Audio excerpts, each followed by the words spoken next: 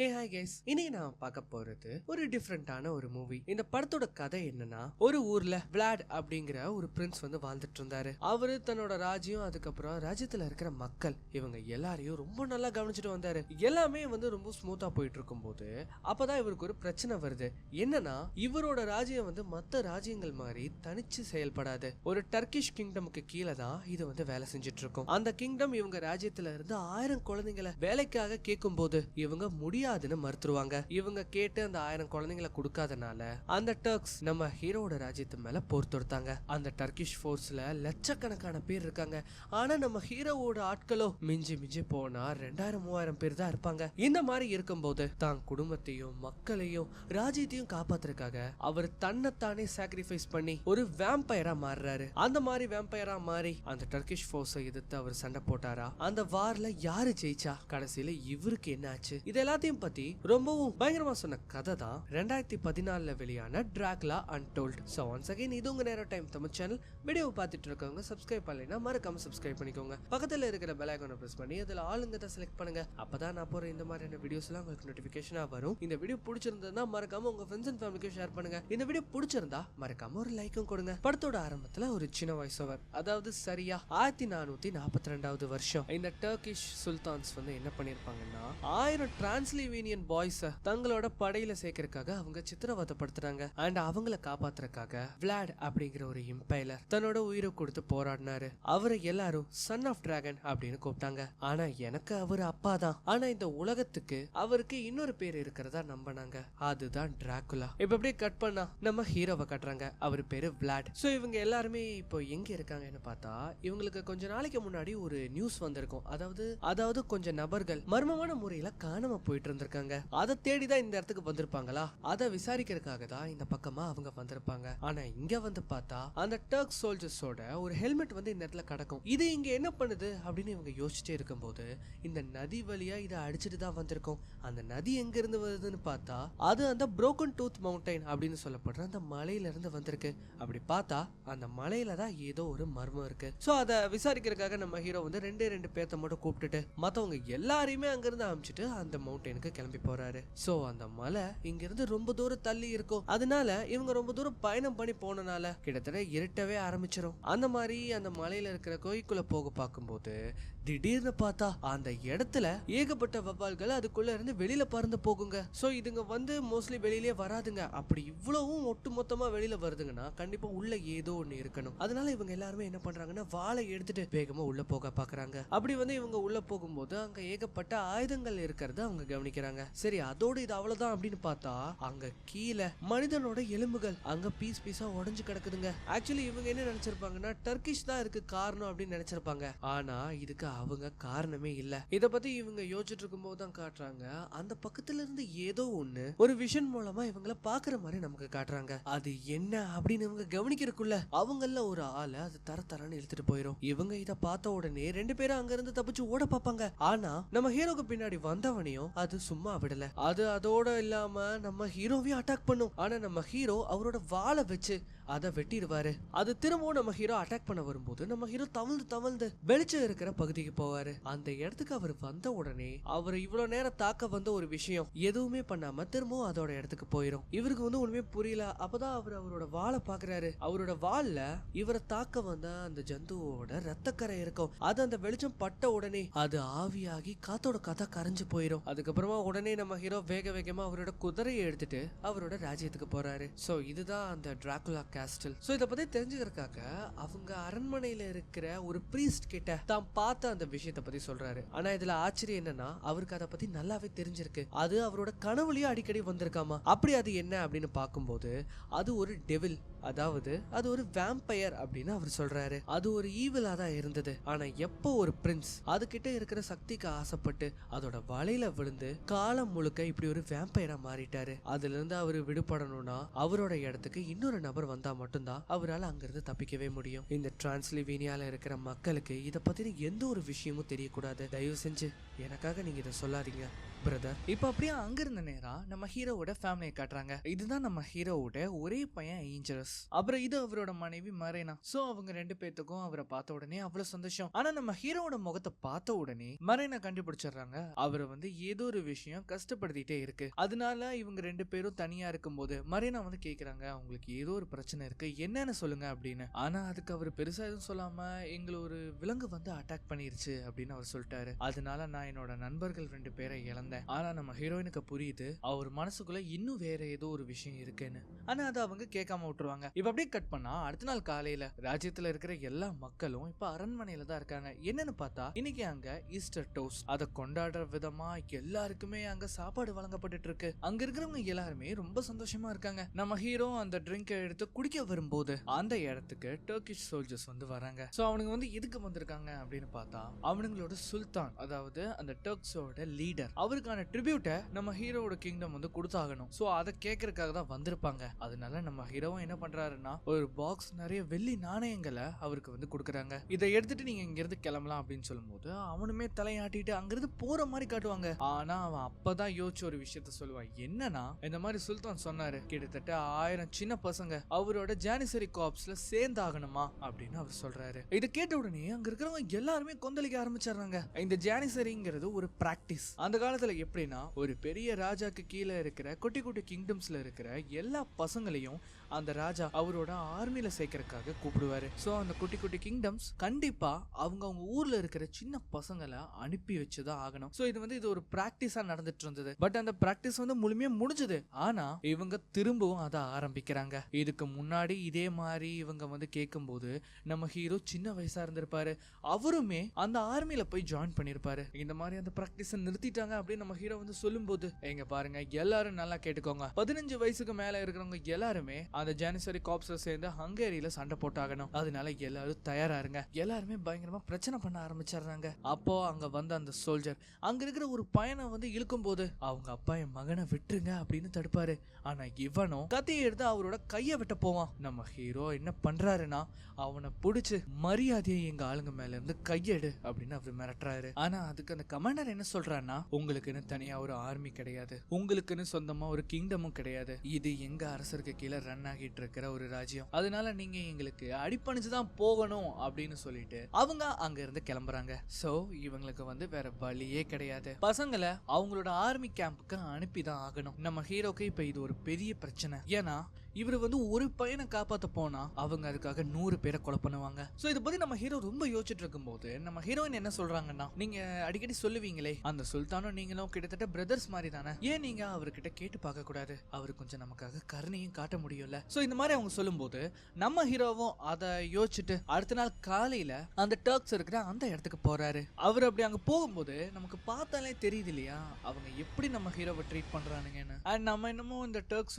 கொஞ்சம் சாதாரண ஆளுங்க அப்படின்னு நினைச்சா அங்க சுத்தி முத்தி இவங்களோட லட்சக்கணக்கான சோல்ஜர்ஸோட கூடாரங்கள் அங்க இருக்கு. நம்ம ஹீரோ அந்த கூடாரத்துக்குள்ள போகும்போது தான் காட்டுறாங்க அந்த டர்க்ஸோட லீடர் சுல்தான் மஹமட் நம்ம ஹீரோ வரவேற்கிறதுக்காக அங்கேயே நிக்கிறாரு. ஆனா இவங்க 2 பேருமே ஒரு ஓல்டு ஃப்ரெண்ட்ஸ். அதனாலே நம்ம ஹீரோ கூப்பிட்டு அவர் எப்பவும் போல பேசி அவருக்கு டீ எல்லாம் கொடுக்கறாரு. சோ அப்படியே பேசிட்டு இருக்கும்போது அப்பதான் அந்த மஹமட் கேக்குறாப்ல நான் கேட்டிருந்தனே உங்ககிட்ட 1000 பசங்க வேணும்னு, ஏன் நான் இன்னும் அவங்கள பார்க்கல. இங்க பாருங்க மஹமத் மை பிரதர், நீங்க எது கேட்டாலும் நான் கொடுத்துறேன் அப்படின்னு அவர் சொல்ல வரும்போது எனக்கு தேவை சோல்ஜர்ஸ் அப்படின்னு அவர் சொல்றாரு. அப்பனா நீ என்ன எடுத்துக்கோ, உனக்கே தெரியும் நான் 1000 பசங்களுக்கு சமமானவன். இங்க பாரு பேசுறதுக்கு இங்க நேரமே இல்ல. எனக்கு 1000 பசங்க வேணும். அந்த ஒப்பந்தத்துல நீ கையெழுத்து போடணும். அதுக்கப்புறம் அந்த 1000 பசங்களோட இன்னொருத்தனும் எனக்கு வேணும், உன்னோட மகன். அவன் எனக்கு கீழே தான் வளருவான். எப்படி நீ என்னோட அப்பாக்கு கீழே வளர்ந்தியோ அதே மாதிரி. சோ அந்த மாதிரி வலுக்கட்டாய நம்ம ஹீரோவை அந்த ஒப்பந்தத்துல கையெழுத்து போட வச்சுட்டு அவரை அங்கிருந்து அனுப்பி விடுறாங்க.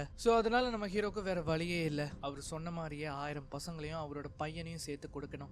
அதனால மரீனாவையும் அவங்க பையனையும் இங்க வர வச்சிருப்பாரு. மரீனா எவ்வளவோ சொல்றாங்க அவங்க கிட்ட நம்ம பையனை கொடுக்க கூடாது தயவு செஞ்சு அப்படின்னு கதரும் போது இக்ரஸே என்ன சொல்றான்னா நான் அவங்க கூட போறேன், எனக்கு பயம் எல்லாம் கிடையாது, நான் அவங்கள பெருமைப்பட வைக்க போறேன் அப்படின்னு சொல்லிட்டு அவங்க கூட போறான். அவருமே தான் பையனோட கைய பிடிச்சு அந்த இடத்துக்கு கூட்டிட்டு போறாரு. அந்த இடத்துல அந்த டர்க்ஸ் சோல்ஜர்ஸ் அந்த பையனை கூட்டிட்டு போகிறதுக்காக அங்க நின்னுட்டு இருக்காங்க. அந்த இடத்துக்கு அவங்க வந்த உடனே அந்த கமாண்டர் வந்து நக்கலா, நான் வந்து லைட்டா பயந்தேன், எங்க நீங்க இந்த ஆஃபரை வந்து மறுத்துருவீங்களோ அப்படின்னு. ஆனா பரவாயில்ல, ஏதோ நான் எக்ஸ்பெக்ட் பண்ண அளவுக்கு இல்லைனாலும் நீங்க எங்களோட ஆஃபர்ஸை சாட்டிஸ்ஃபை பண்ண மாதிரி தான் இருக்கு அப்படின்னு நக்கலா சொல்லுவான். நம்ம ஹீரோ அவரோட மனைவியோட முகத்தை பார்த்துட்டு அவரு வந்து தான் மகன் கிட்ட என்ன சொல்றாருன்னா, ஓ அம்மா கிட்ட நீ ஓடிப்போ அப்படின்னு அவர் சொல்றாரு. அவனுக்கு வந்து ஒண்ணுமே புரியல. உடனே அவன் என்ன பண்றான்னா வேக வேகமா அவங்க அம்மா கிட்ட ஓடி போறான். நம்ம ஹீரோ அந்த கமாண்டரோட ஸ்வாடை எடுத்து அவனோட கைகள் ரெண்டையும் வெட்டுறாரு. கூடவே அங்க இருக்கிற அந்த சோல்ஜர்ஸையும் அந்த இடத்துலயே வச்சு கொலை பண்றாரு. சோ இப்ப இவர் பண்ணாரு இல்லையா, இது கிட்டத்தட்ட தற்கொலைக்கு சமம். அவர் கூட இருக்கிறவங்க என்ன சொல்றாருன்னா,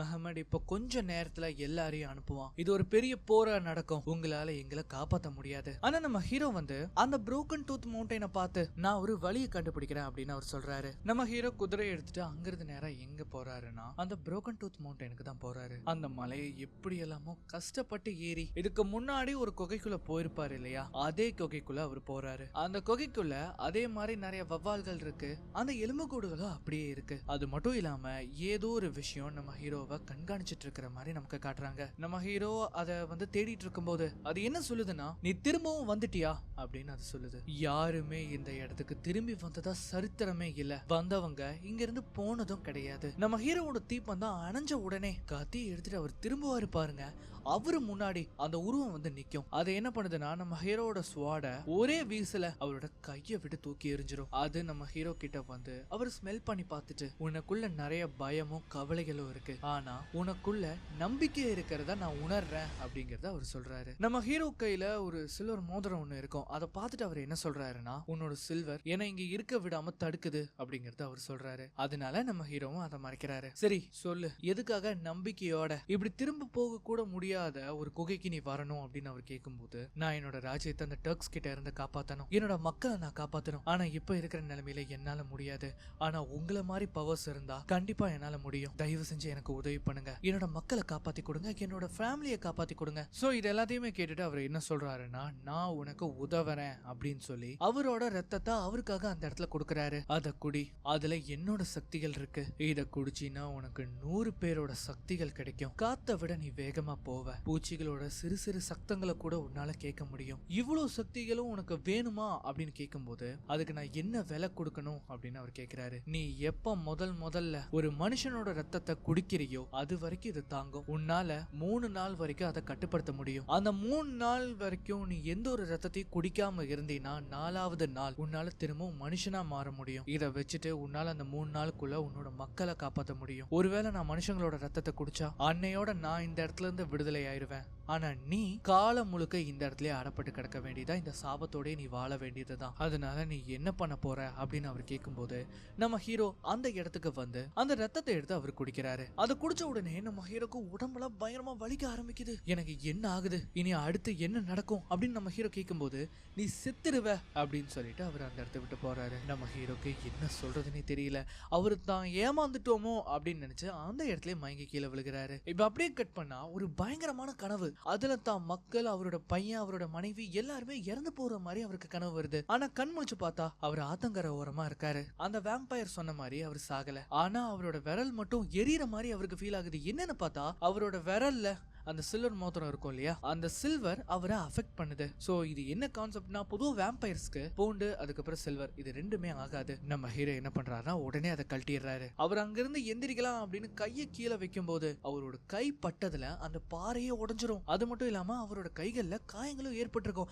ஆனா அது ஒரு சில நொடியிலேயே அது ஆறிடும். கூடவே காட்டுக்குள்ள ஆழமா ஏதோ ஒரு இடுக்குல இருக்கிற பறவை கத்துற சத்தம், நரி ஊழையிடுற சத்தம் எல்லாமே நம்ம ஹீரோட காதுகளுக்கு தெளிவா கேக்குது. ஏன் ரொம்ப தூரத்துல இருக்கிற சிலந்தி அதோட இறைய பிடிக்கிறதையும் அவரால் கேட்க முடியுது. அவரோட கண்கள் வெகு தூரத்துல இருக்கிற எல்லா விஷயங்களையும் அவரால் சுலபமா பார்க்க முடியுது. நம்ம ஹீரோ அந்த சில்வரை ஒரு கைத்துல கோர்த்து அவரோட கழுத்துல போட்டுக்கிட்டு அங்கிருந்து கிளம்பலாம் அப்படின்னு பார்க்கும்போது தூரத்துல வெடி வெடிக்கிற சத்தம் வந்து அவருக்கு கேக்குது. இத பார்த்த உடனே மனுஷன் அங்கிருந்து வேகமா ஓடுறாப்ல. இப்படி வந்து அவர் வேகமா ஓடும்போது அவரால் ரொம்ப சுலபமா ஒரு குறிப்பிட்ட தூரத்தை ரொம்ப வேகமா கடக்க முடிஞ்சது. அவரால் இதை நம்பவே முடியல. அந்த பவர்ஸை பயன்படுத்தி அங்கிருந்து வேகமா ஃப்ரீடமா பறந்தே அவரோட ராஜ்யத்துக்கு கிட்ட போறாரு. அங்க வந்து பார்த்தா அந்த டர்க்ஸ் ஆல்ரெடி அவங்களோட கிங்டமை ஃபயர் பண்ண ஆரம்பிச்சிட்டாங்க. அங்க இருக்கிறவங்க எல்லாருமே பாதுகாப்பா ஒரு இடத்துல இருந்துட்டு இருக்கும் போது நம்ம ஹீரோ அந்த இடத்துக்கு வராரு. அவர் அந்த இடத்துக்கு வந்து அவரோட மனைவி அதுக்கப்புறம் பையனை பார்த்ததுக்கு அப்புறமா மக்கள் கிட்ட என்ன சொல்றாருன்னா, ஒரு சாதாரண இளவரசனா இருந்தா அவங்க கேட்ட அந்த பிரைஸ கொடுத்திருப்பான், ஏன்னா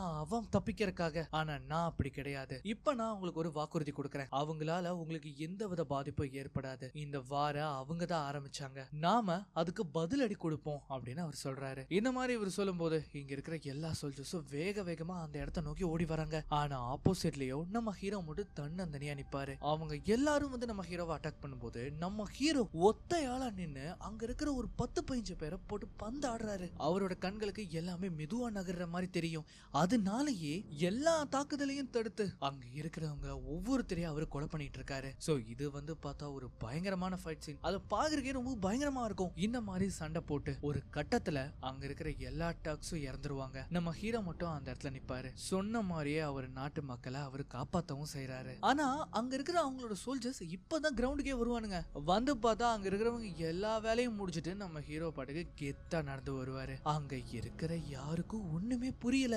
எல்லாருமே திருன்னு முடிச்சிட்டு இருக்கும் போது நம்ம ஹீரோ வந்து என்ன சொல்றாருன்னா, நான் பேசி பார்த்தேன், ஆனா அவங்க அதுக்கு ஒத்துக்கிற மாதிரி தெரியல. ஆனா தயவு செஞ்சு களத்துல என்ன நடந்ததுங்கிறத என்கிட்ட கேட்காதீங்க. நாம இங்கேயே இருந்தோம்னா சேஃபா இருக்க முடியாது. நாம இங்க இருந்து வேற இடத்துக்கு போய் தான் ஆகணும். நாம இங்க இருந்து கோசியா மொனாஸ்ட்ரிக்கு காடுகள் வழியா பயணம் பண்ணி ஆகணும். அது மலைகளுக்கு மேல இருக்கு. அங்க நிறைய வீரங்கி குண்டுகள் இருக்கும். அங்க போனா நம்மளால அந்த இடத்துல சர்வைவ் ஆக முடியும். அந்த மஹமட் சும்மா இருக்க மாட்டான், கண்டிப்பா திரும்பவும் நம்மளை தேடி வருவான். சோ இந்த இடத்துல அந்த சுல்தான் மஹமட்டை வந்து காட்டுவாங்க. அவருக்கு வந்து நம்ம ஹீரோ கிட்ட இருந்து ஒரு லெட்டர் வந்திருக்கும். அதுல அந்த மந்திரி வந்து என்ன படிச்சு காட்டுறான்னா, இந்த மாதிரி விளாட் எம்பைல 1000 டர்க்ஸ கொன்னுட்டானா, அப்படின்னா சரி 1,00,000 பேரை அனுப்புவோம், அதை நான் வழி நடத்துறேன். நான் யூரோப்பா கடந்து போகும்போது அவனோட தலை என்னோட காலுக்கு அடியில இருக்கணும், அவன் புள்ள ஏன் பக்கம் நிக்கணும். இப்ப அப்படியே கட் பண்ணா இங்க நம்ம ஹீரோவையும் அவரோட ஃப்ரெண்ட்ஸையும் காட்டுறாங்க. சோ அவர் என்ன சொல்றாருன்னா, நம்ம கிரேட் கிராண்ட் ஃபாதர்ஸ் எப்படி சண்டை போட்டாங்களோ அதே வழிமுறையை தான் நாம இப்ப பின்பற்ற போறோம். மலைகள், காடுகள், ஓடுற நதி, இது எல்லாத்தையும் நாம பயன்படுத்தணும். ஆனா இந்த வார் முடியறதுக்கு கிட்டத்தட்ட மாசங்கள் ஆகுமே. இல்ல முடியாது, நான் இதை 3 நாள்ல ஜெயிச்சாகணும் அப்படிங்கறது அவர் சொல்றாரு. இப்ப அதுக்கப்புறமா எல்லாரும் ஒரு இடத்துல தங்கி அங்க வந்து அவங்க சாப்பாடு சமைச்சிட்டு இருக்காங்க. சுத்தி இருக்கிறவங்க எல்லாரும் சாப்பாடு எடுத்து சாப்பிடும் போது அவருக்கு ஒரு மாதிரி பயங்கரமா வெறி ஏறுது. அதனால அவருக்கு மனுஷங்களோட ரத்தத்தை குடிக்கணும் போலயே தோணும். உடனே அவர் என்ன பண்றாருன்னா, வேக வேகமா எந்திரிச்சு அவரோட அறைக்கு போறாரு. சரி அங்க வந்தாச்சும் கொஞ்சம் நிம்மதியா இருக்கலாம் அப்படின்னு பார்த்தா அவரோட மனைவியோட ரத்தத்தையே அவருக்கு குடிக்கணும்னு தோணும். அந்த மாதிரி தோணும் போது அப்பதான் அவருக்கு அந்த வேம்பயர் சொல்ல எல்லா விஷயங்களும் ஞாபகம் வரும். சோ நம்ம ஹீரோவும் வேக வேகமா அங்கிருந்து வெளியில போயிடுறாரு. கொஞ்ச தூரம் தள்ளி போய் அவர் தன்னை ஆசுவாசப்படுத்திக்கலாம் அப்படின்னு பார்த்தா அந்த இடத்துக்கு ஒருத்தன் இவரை ஃபாலோ பண்ணிட்டே வந்திருப்பான். நம்ம ஹீரோவும் அவனை கண்டுபிடிச்சிருவாரு. நீ என்ன பின்தொடர்ந்து வர்றது எனக்கு தெரிஞ்சிருச்சு அப்படின்னு சொல்லும்போது, நீங்க தப்பா புரிஞ்சுக்கிட்டீங்க மை லார்ட், நான் அதுங்களை பின்தொடர்ந்து வந்தேன். அந்த வவ்வாலங்களுக்கு தான் அதோட இனம் எங்க இருக்குன்னு அதுங்களுக்கு தெரியும். அது தங்கள்னு ஒருத்தனை பார்த்த உடனே அவனோட பின்னாடிதான் அது போகுங்க. சோ ஆக்சுவலி இவனுக்கு வந்து தெரிஞ்சிருச்சு நம்ம ஹீரோ இப்போ ஒரு வேம்பயர் அப்படிங்கிறது. அதனாலே அவன் என்ன பண்றான்னா, தன் கையில இருக்கிற கத்தியை வச்சு அவன் கையை அறுத்து அந்த ரத்தத்தை நம்ம ஹீரோ கிட்ட கொண்டு வந்து கொடுக்கறான். நம்ம ஹீரோக்கு அதை பார்த்த உடனே என்னமோ மாதிரி ஆகும். ஆனா அதை அவரை தட்டி விட்டுட்டு அவனை புடிச்சு என்ன பண்றாருன்னா, என் கிட்ட இருந்து நீ தள்ளியே இருக்கணும். இதை கேட்ட உடனே அவனும் சரிங்க மாஸ்டர் அப்படின்னு சொல்லிட்டு அவன் அங்கிருந்து போயிடுறான். இப்ப அப்படியே கட் பண்ணா அடுத்த நாள் காலையில சுல்தான் மஹமட் அவரோட சோல்ஜர்ஸை கூட்டிட்டு அந்த பக்கமா வந்துட்டு இருக்கும் போது ஒரு சோல்ஜர் மட்டும் குத்துயிரும் கொலையுருமா அந்த இடத்துல உயிரோட இருப்பான். அவன் என்ன சொல்றான்னா, இந்த மாதிரி பிரின்ஸ் விளாட் உங்களுக்கு ஒரு மெசேஜை விட்டுட்டு போயிருக்காரு, இந்த காட்சி உங்களுக்கு கண்கொள்ளா காட்சியா அமையும் அப்படிங்கறத அவர் சொல்ல சொன்னாருன்னு அவன் சொல்றான். என்னன்னு பார்த்தா அந்த இடம் ஃபுல்லாவும் அவனோட சோல்ஜர்ஸ கொன்னு போட்டு வச்சிருக்காரு. அண்ட் இத பார்த்த உடனே அவ செம்ம காண்டாகிறான். இப்ப அதே சமயம் இந்த பக்கம் மரீனா தூங்கி எந்திரிச்சதுக்கு அப்புறமா அவரோட ஹஸ்பண்டை வந்து தேடும் போது நம்ம ஹீரோ ஒரு ஓரமா இருட்டா இருக்கிற இடத்துல போர்வையை போத்தி படுத்துட்டு இருக்காரு. இத பார்த்த உடனே அவங்க அந்த போர்வையை விளக்கும் போது அவர் உடம்புல இருக்கிற எல்லா காயங்களும் ஆறி இருக்கும். இவங்களும் அதை பாக்குறாங்க. அந்த காயம் இருந்ததா தடயமே இல்ல. அவரு கழுத்துல மாட்டி இருக்கிற அந்த சில்வர் ரிங் அவரை கொஞ்சம் கொஞ்சமா காயப்படுத்திட்டு இருக்கு. அதை எடுத்த உடனே நம்ம ஹீரோக்கு முழிப்பு வந்துடும். அவர் எந்திரிச்ச உடனே நீங்க என்ன பண்ற அப்படின்னு அவர் கேக்குறாரு. உங்க உடம்புல இருக்கிற காயங்கள் எல்லாம் ஆறி இருக்கு, இங்க என்னதான் நடக்குது? அப்பதான் நம்ம ஹீரோ உண்மையை சொல்றாரு. அந்த புரோக்கன் டூத் மவுண்டைன்ல இருக்கிற அந்த அமானுஷ்யத்தை நான் பார்த்தேன், அது ஒரு வேம்பயர், அதோட சக்திகள் தான் இது. ஆனா இது பேயோ பூதமோ கிடையாது, வேற ஏதோ ஒரு விஷயம். அண்ட் அதை வந்து அவர் காட்டுறதுக்காக ஒரு கத்தியை எடுத்து அந்த கம்பளியை கிழிக்கும் போது வெளியில இருக்கிற வெளிச்சம் இவரோட உடம்புல படும். அது பட்ட உடனே அவரோட உடம்பு கொஞ்சம் கொஞ்சம் மெதுவா அழுக ஆரம்பிக்கும். இதை பார்த்த உடனே மரீனா அவர் அந்த இடத்த விட்டு தள்ளி கூட்டிட்டு வரும்போது அவரோட காயங்கள் சீக்கிரமா ஆறிடும். இதுதான் நீங்க தேடி போன சக்தியா? ஆனா இது சாபமாச்சே, இதுக்காக இப்படி நீங்க பண்ணணும். நம்ம பையனுக்காக, உனக்காக, நம்ம மக்களுக்காக அப்படின்னு அவர் சொல்றாரு. என்னால இன்னும் 2 நாள் வரைக்கும் இந்த சக்திகளோட இருக்க முடியும். அந்த 2 நாளுக்குள்ள மனுஷனோட ரத்தத்தை நான் குடிக்காம இருந்தேன்னா இதுல இருந்து நான் தப்பிச்சிருவேன். ஆனா ஒருவேளை மனுஷங்களோட ஒரு துளி ரத்தம் என் உடம்புக்குள்ள போனாலும் நான் காலம் முழுக்க ஒரு வேம்பயரா மாறிடுவேன். சோ இந்த மாதிரி அவர் நிலைமையை சொல்லி நம்ம ஹீரோயினுக்கு புரிய வைக்கும் போது அவங்க வெளியில வந்து அங்க இருக்கிறவங்க கிட்ட என்ன சொல்றாங்கன்னா, இந்த மாதிரி என்னோட ஹஸ்பண்ட் உங்களோட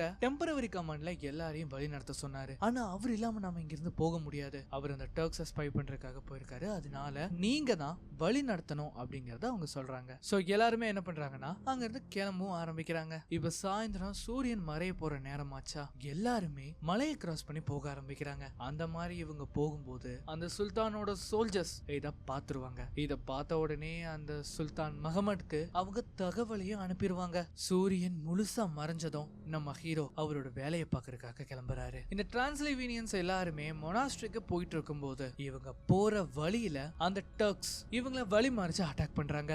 இவங்க யாருக்கும் என்ன பண்றதுன்னே தெரியல. நாலாபுறமும் இவங்க சூழ்ந்தனால இவங்களால தாக்குதலையும் உடனே பண்ண முடியல. இப்ப என்னதானா பண்ணலாம் அப்படின்னு யோசிச்சுட்டு இருக்கும்போது அந்த இடத்துக்கு நம்ம ஹீரோ வராரு. நம்ம ஹீரோ வந்து அங்க இருக்கிறவங்க எல்லாரையும் பந்தாடிட்டு இருக்கும்போது நம்ம ஹீரோவோட ஃப்ரெண்ட் மரீனாவையும் ஆங்கிரஸையும் அங்க இருந்து காப்பாத்தி கூட்டிட்டு போயிட்டு இருக்காரு.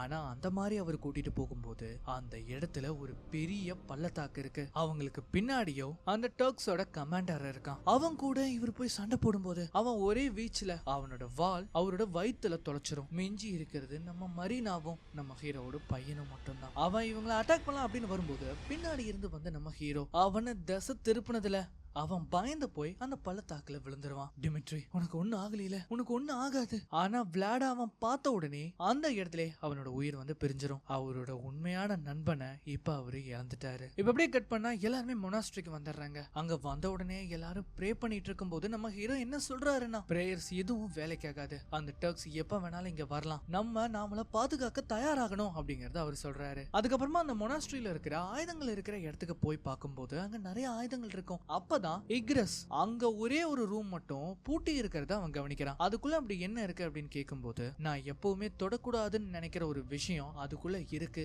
அப்படிங்கறத அவர் சொல்றாரு. சோ இப்ப நம்ம ஹீரோ வந்து வேம்பயரா இருக்கிற அந்த விஷயம் கொஞ்சம் கொஞ்சமா பரவ ஆரம்பிக்கும். அது அப்படி பரவி அந்த சுல்தான் மஹமடுக்கே தெரிய வரும். அதாவது எல்லாருமே என்ன சொல்றாங்கன்னா, விளாட் வந்து ஒரு மான்ஸ்டர் ஆயிட்டான், அவன் டார்க் மேஜிக்கை பயன்படுத்துறதாவும் சிலர் சொல்றாங்க. அண்ட் இந்த விஷயம் தெரிஞ்ச உடனே அவன் தன்னோட லட்சக்கணக்கான படைகளை கூட்டிட்டு அவங்கள நோக்கி போயிட்டு இருக்கான். சோ இப்ப அந்த நாள் காலையில நம்ம ஹீரோ வந்து வெளியில வரும்போது வெயில் இருக்கிற பக்கம் நடக்காம நிழல் வழியா அவர் போறாரு. அண்ட் இத வந்து அந்த ராஜ்யத்தோட அந்த ஃபாதர் வந்து கவனிச்சிருவாரு. இவர் கூட தானே நம்ம ஹீரோ ஸ்டார்டிங்ல பேசிட்டு இருந்திருப்பாரு அந்த வேம்பயரை பத்தி. அண்ட் அவரும் அதை பார்த்துட்டு எதுவுமே தெரியாத மாதிரி நிழல்லயே போறாரு. நம்ம ஹீரோ எங்க போறாரோ அதை ஃபாலோ பண்ணிட்டு அந்த ஃபாதருமே போறாரு. நம்ம ஹீரோ அங்க இருக்கிற எல்லா சன்லைட்டையும் டாட்ச் பண்ணி போயிட்டு இருக்கும்போது அந்த ஃபாதர் அந்த இடத்துக்கு வந்து, இங்க பாருங்க இளவரசரே, வேம்பயருக்கு சூரிய வெளிச்சம் ஆகாது, சூரிய வெளிச்சம் மட்டும் இல்லாம ஒரு சுத்தமான சில்வரும் அதுக்கு ஒத்துக்காது அப்படின்னு சொல்லி அவர் ஒரு சுத்தமான வெள்ளி வாளையும் எடுத்து காட்டுறாரு. என் கழுத்துல இருக்கிற சிலுவை இங்க இருக்கிற வரைக்கும் உங்களால உங்களோட சக்திகளை பயன்படுத்தவே முடியாது. நீங்க இங்க இருந்தீங்கன்னா மக்களோட உயிருக்கு தான் ஆபத்து. நான் உங்களை கொன்றட்டுமா? உங்க மக்களே உங்களை கொலை பண்றதுக்கு முன்னாடி நானே உங்களை கொலை பண்ணிடுறேன். நீங்க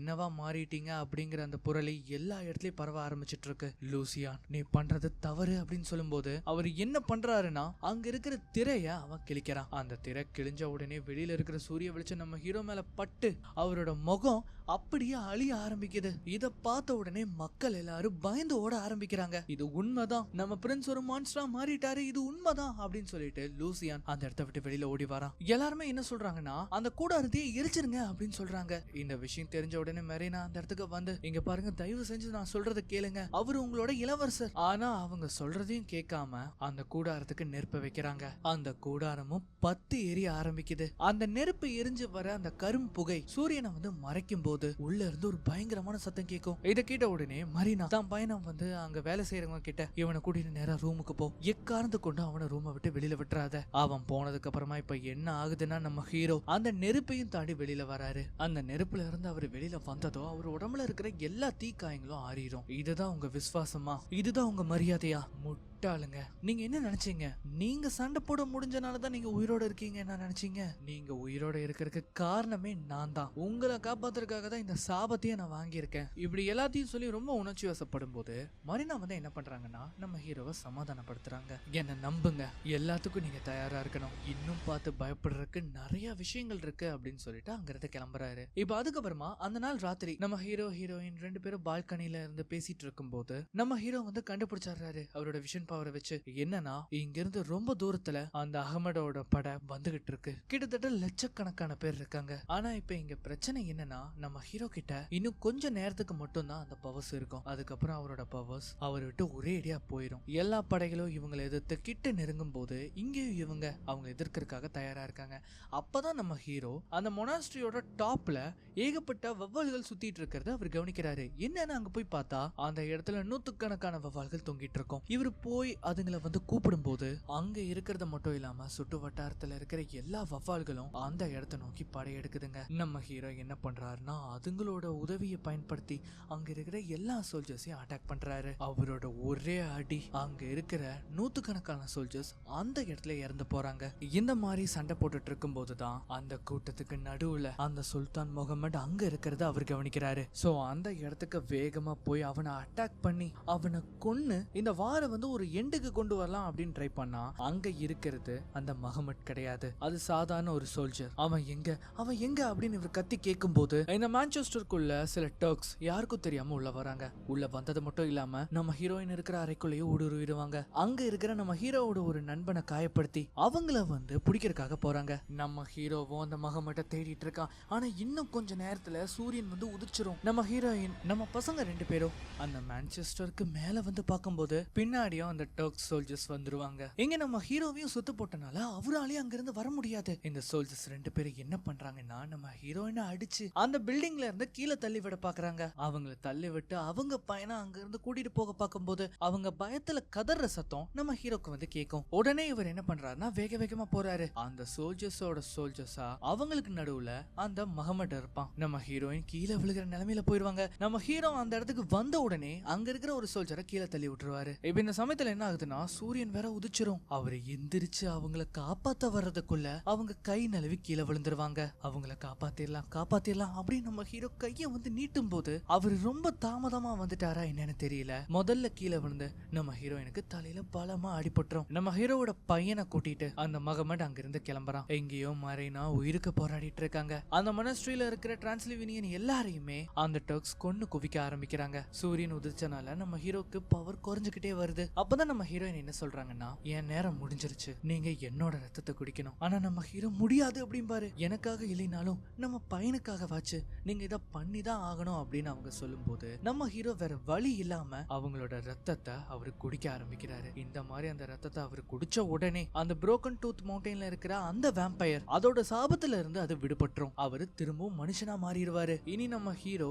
காலம் முழுக்க ஒரு வேம்பயரா தான் வாழ்ந்தாகணும். இதனால நம்ம ஹீரோக்கு பயங்கரமான சக்திகள் கிடைக்கும். அந்த பில்டிங்குள்ள போய் பார்க்கும்போது எல்லா மக்களும் இறந்து கிடக்குறாங்க. அவரோட நண்பர்களான ஒரு 2-3 பேரு அதுக்கப்புறம் அந்த கிங்டமோட மந்திரி இவங்க மட்டும்தான் உயிருக்கு போராடிட்டு இருப்பாங்க. இதை பார்த்த உடனே நம்ம ஹீரோ என்ன பண்றாருன்னா அவரோட ரத்தத்தை அவங்க எல்லாருக்குமே கொடுக்கறாரு. அங்க மிஞ்சி இருக்கிற கிராமத்து வாசிகள்ல 2 பொண்ணுங்களுமே இருப்பாங்க. நம்ம ஹீரோ இவ்வளவு நாள் பயந்துகிட்டு இருந்த அந்த டோரை வந்து அவர் ஓபன் பண்றாரு. அப்படி அந்த டோருக்குள்ள என்ன இருக்குன்னு பார்த்தா அது ஒரு கவச உடை. அதை போட்டுட்டு அவங்க மனைவிக்கு இறுதி அஞ்சலியை செலுத்தினதுக்கு அப்புறமா அவர் அங்கிருந்து புறப்பட ஆரம்பிக்கிறாரு. இப்ப அப்படியே கட் பண்ணா இங்க அந்த டர்க்ஸ் இருக்கிற இடத்த வந்து காட்டுறாங்க. அப்பதான் அந்த ராஜாவோட மந்திரி அந்த ஈஸ்ட் சைட பாருங்க, சூரியன் உதிர்ச்சு ரொம்ப நேரம் ஆச்சு, ஆனா அங்க கருமேகங்கள் சூழ்ந்திருக்கு. அங்க இருக்கிறவங்க எல்லாருமே அது என்னது அப்படின்னு பாத்துட்டு இருக்கும் போது அந்த இருளுக்கு நடுவுல இருந்து நம்ம ஹீரோ கெத்தா நடந்து வராரு. இப்ப நம்ம ஹீரோ வேம்பயரோட மொத்த உருவமா அந்த இடத்துக்கு திரும்பி இருக்காரு. இப்ப அவரு ஒரு டிராகுலா. அந்த இடத்துக்கு அவர் மட்டும் இல்லாம அவரோட ரத்தத்தை குடிச்ச எல்லாருமே அந்த இடத்துக்கு வராங்க.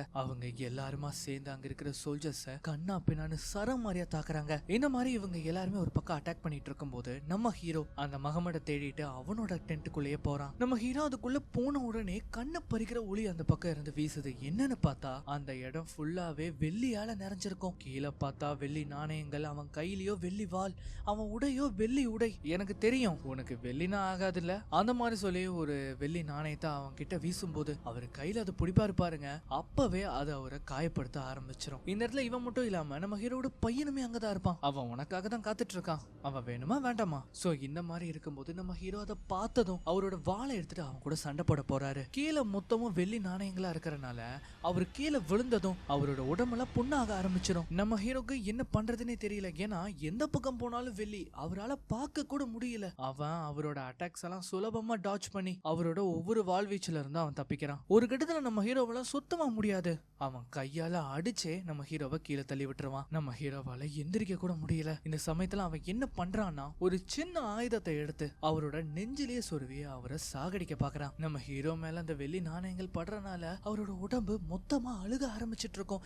இந்த சமயத்துலதான் அவர் அவரோட பையனை பாக்குறாரு. அவர் மனைவி என்ன சொல்லியிருப்பாங்க, தான் பையனுக்காக நீங்க போராடிதான் ஆகணும் அப்படின்னு சொல்லியிருப்பாங்க இல்லையா? அது நம்ம ஹீரோக்கு ஞாபகம் வரும். உடனே அவர் என்ன பண்றாருன்னா அதுல இருந்து தப்பிச்சு அந்த ஆயுதத்தை வச்சு அவனோட வயிற்றுலயே சொருவாரு. நீ என்ன நினைச்ச? பிளாட் இம்பைலர்னா நினைச்ச? அது இனிமேல் என்னோட பேரே கிடையாது. என்னோட பேரு Dracula, son of the devil. அந்த மாதிரி சொல்லி அவனை கடிச்சு அவனோட ரத்தத்தை உரியிறாரு. இதனால அவன் அந்த இடத்துல இறந்து போறான். அதுக்கப்புறமா தன் பையனை கூட்டிட்டு அங்கிருந்து வெளியில வரும்போது அந்த இடத்துல இருக்கிறவங்க எல்லாருமே இறந்து கிடப்பாங்க. மிஞ்சி இருக்கிறதோ இவரால உருமாறப்பட்ட வேம்பயர்ஸ். இவரால மாறப்பட்டவங்க எல்லாருமே இவரோட நண்பர்கள், இவரோட பிரஜைகள். ஆனா இவரோட பையனை கொலை பண்றதுக்காக அவங்க எல்லாருமே கிட்ட வராங்க. நம்ம ஹீரோக்கு என்ன பண்றதுன்னே தெரியல. இந்த சமயத்துலதான் அந்த இடத்துக்கு வந்த ஃபாதர் லூசியான் சிலுவையை காட்டி அங்க இருக்கிறவங்க எல்லாரையுமே விரட்டுறாரு. அந்த சிலுவைக்கு அவ்வளவு சக்திகள் இருக்கு. அது இருக்கிற வரைக்கும் அதுகளால கிட்ட கூட வர முடியாது. அவர் என்ன சொல்றாருன்னா உங்க பையனை அனுப்புங்க, நான் பாத்துக்கிறேன் அப்படின்னு அவர் சொல்றாரு.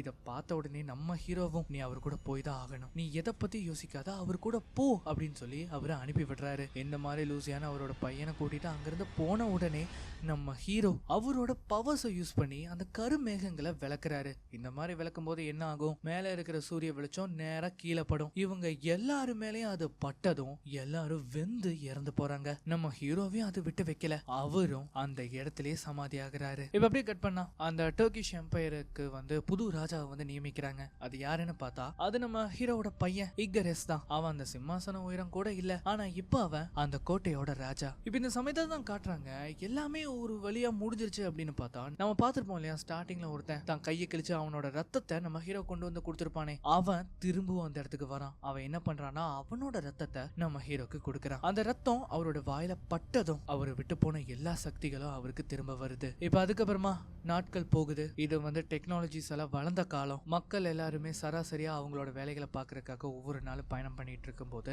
அவங்களுக்கு நடுவுல நம்ம ஹீரோ வாழ்ந்துட்டு இருக்கிற மாதிரி காட்டுறாங்க. அந்த சமயத்துலதான் அங்க இருக்கிற ஒரு பொண்ணையுமே அவர் பாப்பாரு. அவங்கள பாக்குறதுக்கு எக்ஸாக்டா நம்ம மரினாவை பாக்குற மாதிரியே இருக்கும். அவருமே அவங்க கூட பேச ஆரம்பிக்கிறாங்க.